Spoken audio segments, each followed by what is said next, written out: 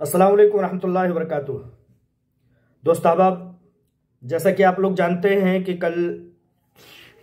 19 जनवरी को supreme court of India का hearing था हीरा ग्रुप ऑफ कंपनीज के सिलसिले में। लेकिन अपोनेंट्स जो हैं, जो फरीक के लॉयर हैं, यानी कि हीरा ग्रुप ऑफ कंपनीज के सामने जो डिपार्टमेंट्स हैं, उन लोगों में से किसी एक शख्स को कोरोना के हो जाने के नाते से वो हाजिर नहीं हुए और ना ही उन्होंने अपनी जगह पे किसी दूसरे को भेजा, जिसकी वजह से कार्रवाई अगले 9-10 फरवरी तक के लिए सुनने के लिए मुलतवी कर दी गई है। ये अपडेट है। इसके साथ साथ कोई हैरानी की बात नहीं होनी चाहिए। आप लोग जानते हैं कि अव्वले दिन से 2018 से ही दुश्मन अनासिर जो है हीरा ग्रुप ऑफ कंपनीज पर जिन लोगों ने दावा किया है, जिन लोगों ने केस किया है, जिन लोगों ने FIR किया है, उन लोगों ने टाल मटोल और गैर हाजिरी से काम लेते हुए कई बार हाजिर ना हो करके वक्त को, मुद्दत को टाल मटोल करते हुए बढ़ाने की और लोगों के लिए अजियत बनने की जो कार्रवाई की है, जो साजिशें की है, वो चीज़ आप लोगों के सामने हमेशा से आया है। एक बार फिर सुप्रीम कोर्ट ऑफ इंडिया को गुमराह किया गया कोरोना के नाम पर। कोई भी डिपार्टमेंट हो, ऐसा नहीं है कि उसमें अकेला एक ही शख्स होता है कि अगर वो मर जाए या कोरोना वबा में मुब्तला हो जाए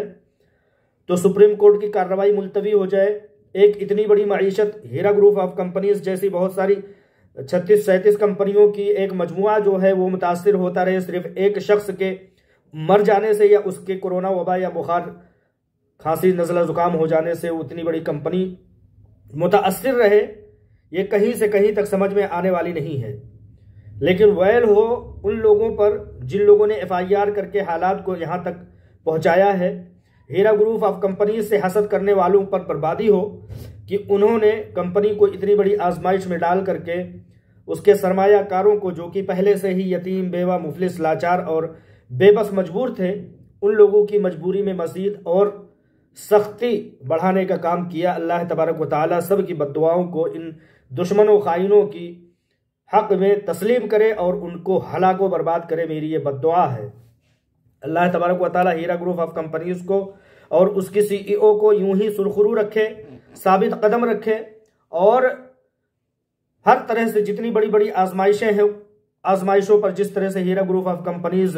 सुरखरू हुई है, उसकी CEO आलमा डॉक्टर नोहरा शेख साहिबा ने अपनी आजमाइश में साबित कदमी का सबूत दिया है। वह आइंदा भी इसी तरह से साबित कदमी का सबूत देते रहें इंशाअल्लाह ताला। अल्लाह तबारक व ताला उनको दोनों जहान में सुरखरू और आजमाइश में कामयाब करेगा। दोस्तों, जैसा कि आप जानते हैं कि इस अपडेट के साथ मैं आप लोगों को चंद बातों की तवज्जो दिलाना चाहता हूं। जैसा कि आप लोग जानते हैं कि उत्तर प्रदेश समेत तमाम 5 रियासतों में इलेक्शन की आमद है। इससे पहले भी हम लोगों ने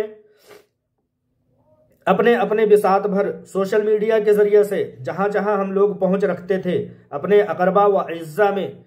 इस चीज़ की बड़ी मुहिम चलाई थी कि किसी तरह से दुश्मन व खाइन बदकिरदार अफराद कहीं से कहीं तक कामयाब ना होने पाए। जैसा कि आप लोग जानते हैं कि हैदराबाद से ताल्लुक़ रखने वाली आल इंडिया मजलिस इत्तेहादुल मुनाफिकीन और उसका गुर्गा जो है असदुद्दीन ओवैसी बैरिस्टर, वो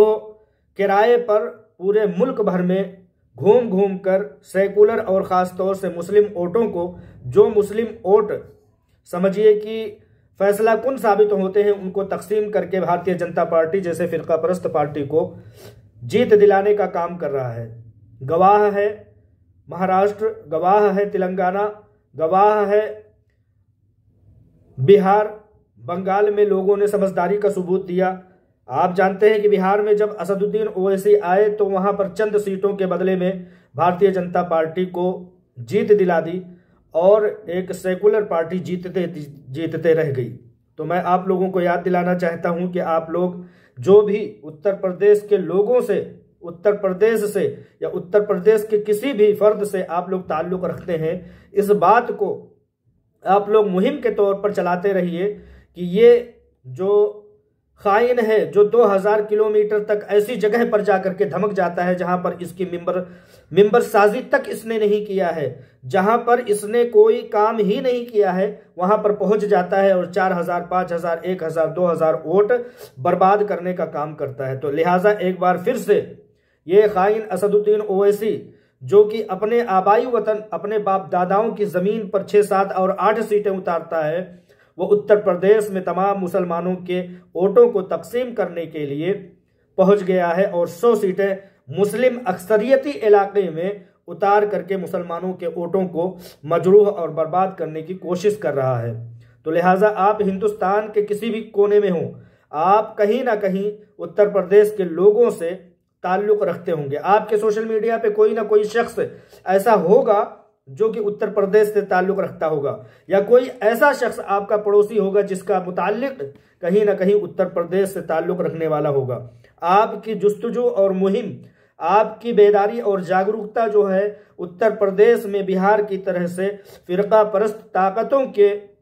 हाथों में हुकूमत जाने से एक बार रोकने का काम कर सकती है। जिस तरह से साबका इलेक्शनों में आप लोग ने बड़ी बड़ी मुहिम चला करके सोशल मीडिया के थ्रू से और फोन कॉल्स के जरिए से, अपने मुताल्लिकीन के जरिए से आप लोगों ने मुहिम जुई की थी। आप लोगों को याद होगा कि 2019 में जब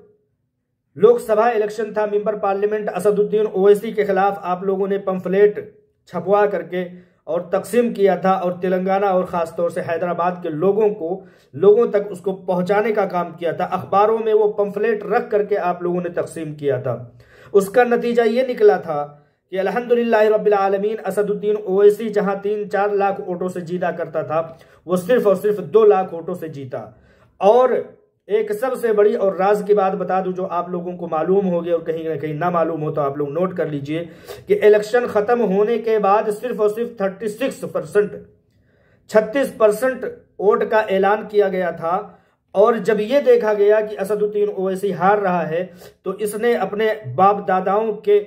चमचों से और अपने आकाओं से मशीनों की तब्दीली करके 24 घंटे में 10% वोटों को बढ़वा दिया था। इसने मशीनों की तब्दीली की थी या क्या किया था हमको नहीं मालूम है, लेकिन इतना तो खुशाइंद बात है कि आप लोगों की मुहिम ने एक ऐसी पार्टी को, एक ऐसे खायनो बदकिरदार फर्द को हिला करके रख दिया था जिसकी 36, 37, 38 और 40 साल से मेंबर पार्लियामेंट और दीगर सीटों पर कब्जा है। आप लोगों ने उसको हिला करके जब उसके गढ़ में रख दिया था तो उत्तर प्रदेश जैसे दूर दराज में आप लोग जब इसको, वैसे तो आवाम जानती है कि ये बहुत बड़े लोग ब्लैकमेलर हैं, जहां जाते हैं वहां जमीनों पर कब्जा करते हैं। आप लोगों ने देखा होगा कि बिहार से एक भाई जिनका नाम अब्दुल्ला है, उन्होंने अपनी जमीनों के कब्जा करने की शिकायत सोशल मीडिया पर वीडियो बना करके जारी किया है। उसने बताया है कि अख्तरुल ईमान जो कि MIM के बिहार सदर हैं और उसके तमाम गुर्गे उसकी जमीनों पर कब्जा करते हैं, जो कि उसकी आबाई जमीन है, उसका अपना सब कुछ जायदाद है, लेकिन फिर भी ये लोग जहां जाते हैं वहीं कब्जा करते हैं अपने आकाओं के शहजोरों पर। लिहाजा आप लोग कोशिश करें कि उत्तर प्रदेश में इन लोगों को उजागर करते रहें, इनकी नीयतों को उजागर करते रहें और आप लोग सवाल करें कि ये कैसे मुसलमानों के हमदर्द हैं जिन्होंने एक मुस्लिम कंपनी को तहोतेग करने की पूरी कोशिश की है। जिस बहन आलमा डॉक्टर नौयरा शेख साहिबा ने मुसलमानों की फलाह बहबूद के लिए एक बड़ा काम किया था, जिनके यहां से मुल्क को 100 करोड़ रुपए के इनकम टैक्स जाया करते थे, जिनके यहां से 62-65 करोड़ रुपए सिर्फ लोगों के, गरीबों के, यतीमों के, उलमा को, इमाम को, मुअज्जिन को वजीफे 65 करोड़ रुपए सालाना जाया करते थे, उस बहन को मजरूह करने का, उस बहन को पीछे ढकेलने का काम असदुद्दीन ओवैसी ने अपने गुर्गों और चमचों के जरिए से किया और उनकी प्रॉपर्टीज को डिपार्टमेंट के लोगों के साथ मिल करके तकसीम कर लिया, बांट लिया, बंदर बांट करके आज भी उस पर काबिज बने हुए हैं। तो ये किस तरह के मुसलमानों के हमदर्द हैं, ये किस तरह के मुसलमानों के हमदर्द हैं कि ये सिर्फ और सिर्फ मुसलमानों के खिलाफ ही अपने नुमाइंदे उतारते हैं। ये किस तरह के लोग हैं जो मुसलमानों की फलाह बहबूद चाहते हैं, जो बंटवारे और तकसीम के लिए ही पहुंचते हैं। ये किस तरह के मुसलमानों के हमदर्द हैं जो कि सिर्फ और सिर्फ मुसलमानों के हराने का काम करते हैं और सेकुलर वोट और ख़ास तौर से उस जगह पहुंच करके उस नुमाइंदों को हराने का काम करते हैं जो कहीं ना कहीं सेकुलर और ख़ास तौर से मुसलमान कैंडिडेट हुआ करता है। मैं इस ताल्लुक से एक बहुत बड़ी अपील करना चाहता हूं आलमा डॉक्टर नौहरा शेख साहिबा से कि मैं जानता हूं कि वो डरी नहीं है, वो झुकी नहीं है, वो किसी तरह से पीछे हटी नहीं है, लिहाजा उनको भी अपना इक़दाम उत्तर प्रदेश में करना चाहिए, कम से कम अपील करना चाहिए, कम से कम किसी न किसी पार्टी को आके सपोर्ट करना चाहिए, क्योंकि मुल्क से ये असदुद्दीन ओवैसी जैसा खाइन और बदकिरदार आदमी सेकुलरिज्म की मौत और घाट पर उतार रहा है, सेकुलरिज्म की मौत का सबब बन रहा है। मैं कहता हूं कि आरएसएस और मजलिस इत्तेहादुल मुनाफिकीन में क्या फर्क है कि आरएसएस सिर्फ हिंदू हिंदू हिंदू की राजनीति करती है और ये मजलिस इत्तेहादुल मुस्लिमीन वाले सिर्फ और सिर्फ मुसलमान मुसलमान और मुसलमान का राग अलापते हैं। तो मैं कहना यह चाहता हूं कि ना ही भारतीय जनता पार्टी और ना ही मजलिस इत्तेहादुल मुनाफिकीन ये मुल्क के लिए अच्छा किरदार रखते हैं। ये हमारा मुल्क जो है ये फूलों का एक गुलदस्ता है जिसमें 100 करोड़ नॉन मुस्लिम भाई और 40-35 करोड़ मुस्लिम भाई रहते हैं और ये वो गुलदस्ता है जो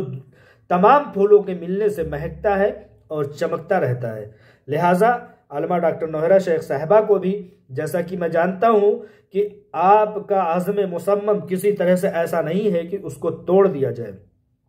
मुल्क में या दुनिया में कोई भी ऐसी तारीख साज शख्सियत रही है वो आप ही की तरह से रही है कि वो दबना और कुचल जाना अपना मुकद्दर नहीं मानती है और वो आजमाइश पर सुरखरू उतरते हैं। दुनिया में अगर किसी ने तब्दीली लाई है तो वो आप ही जैसा कोई शख्सियत होता है जो कि मुल्क और दुनिया में तब्दीली लाते हैं, इनकलाब लाते हैं। आपके लिए एक शेर में पेश करना चाहता हूं कि शाखों से टूट जाएं वो पत्ते नहीं हैं हम, शाखों से टूट जाएं वो पत्ते नहीं हैं हम, इन आधी से कह दो कि औकात में रहे, इन आधियों से कह दो कि औकात में रहें। लिहाजा ये असदुद्दीन ओवैसी जैसे ब्लैकमेलर जो हैं इनको अगर आप ऐलान करती हैं इनके खिलाफ उतरने की, सेकुलरिज्म को सपोर्ट करने की और इन बदकिरदारों को उजागर करने के लिए अगर आप उतरती हैं तो आपके भाई बहन और तमाम बुजुर्गवार आपके साथ कंधे से कंधा मिलाकर के हजारों और लाखों की तादाद में मैदान में उतर जाएंगे और सोशल मीडिया पे कहीं ना कहीं सतर्क हो जाएंगे। और ये एक सोशल मीडिया का ज़माना है, सोशल मीडिया से मुल्कों में इनकलाब आते हुए हमने देखा है। तो लिहाजा जिस दिन आपने ऐलान किया उस दिन कहीं ना कहीं आपके लाखों बहन भाई जो मुल्क भर में फैले हुए हैं वो इन खाइनों के खिलाफ उतर करके एक जागरूकता की मुहिम चलाएंगी। हर फर्द इसमें अपनी कहीं ना कहीं अपना शेयर डाले। अगर असदुद्दीन ओवैसी कामयाब होता है और वो वोटों के तकसीम करने का सबब बनता है तो उसका नतीजा साफ सा ये निकलता है कि भारतीय जनता पार्टी एक बार फिर से जीत जाएगी। जब भारतीय जनता पार्टी जीत जाएगी तो जैसे पिछले 5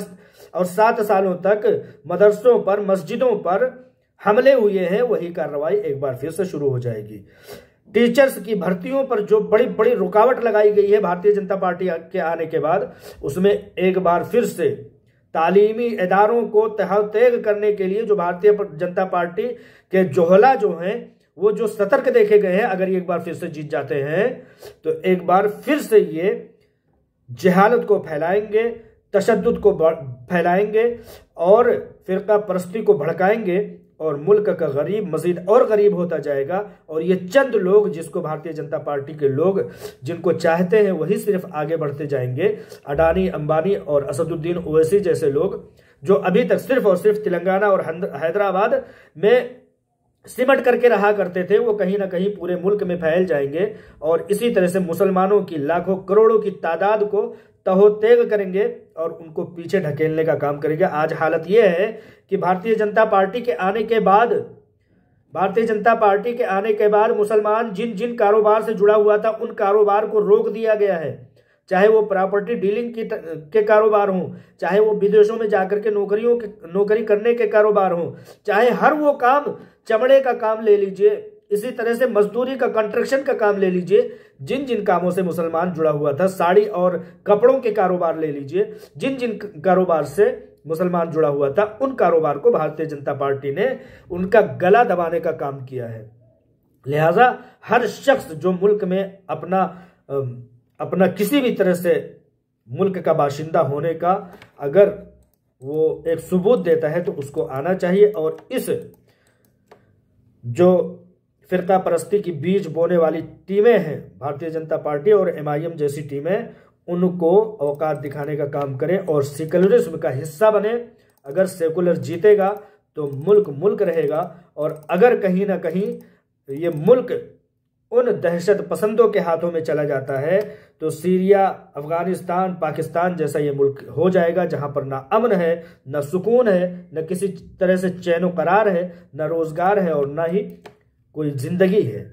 तो लिहाजा आप लोगों से मैं अपील करना चाहता हूं कि आप लोग उत्तर प्रदेश, खास तौर से 5 रियासतों में उत्तर प्रदेश में आप लोग अपनी नजर जमाए रखें, और जहां तक कोशिश कर सकें सोशल मीडिया के जरिए से इन काले करतूत करने वाले मुनाफिकीन को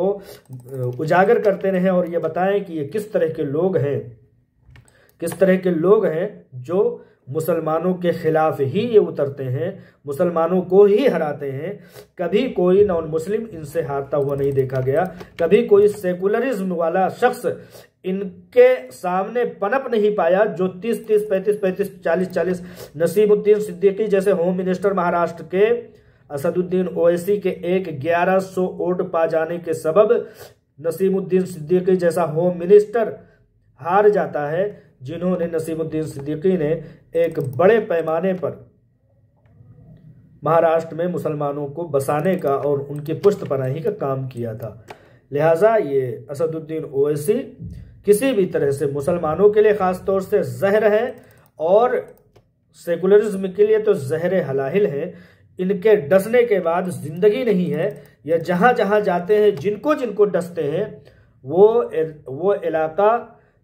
पिछड़े तबकों में शुमार होने लगता है। आप बिहार की मिसाल ले लीजिए, पुराना हैदराबाद की मिसाल ले लीजिए, बल्कि जहां जहां ये जाते हैं वहां वहां देख लीजिए, झूठ फैलाते हैं, मक्कारी और अय्यारी फैलाते हैं, और लोगों को लड़ाने का काम करते हैं, भारतीय जनता पार्टी को मजबूत करने का काम करते हैं। लिहाजा आप तमाम लोगों को ये कहता हूं कि आप लोग इस फूल के गुलदस्ता है, आप लोग अगर मुरझा जाएंगे तो ये हिंदुस्तान मुरझा जाएगा। सबको आना चाहिए। हमारी रोहरमा आलमा डॉक्टर नौहरा शेख साहिबा को भी उत्तर प्रदेश में खास तौर से नज़र करना चाहिए, और अपने नुमाइंदों को, अपने मद्दाहों को ये पैगाम देना चाहिए कि आप लोग, अगर वक्त ऐसा है तो वक्त है, वक्त हमारे हिसाब से नहीं रहता है, हमें वक्त के हिसाब से रहना होगा। लिहाजा कोई ऐसा वक्त नहीं है जिसमें काम ना किया जाए। लोगों को जागरूक करते रहिए। सभी का खून है शामिल यहाँ के मिट्टी में, सभी का खून है शामिल यहाँ की मिट्टी में, और किसी के बाप का हिंदुस्तान थोड़ी है। लिहाजा ये मुल्क 135-40 करोड़ लोगों का है, किसी बीजेपी का, किसी RSS वाले का, या किसी आल इंडिया मजलिस इत्तेहादुल मुनाफिकीन वालों का नहीं है। लिहाजा इन्हीं बातों के साथ अपनी बात को ख़त्म करता हूँ। अस्सलामु अलैकुम रहमतुल्लाहि व बरकातुहू।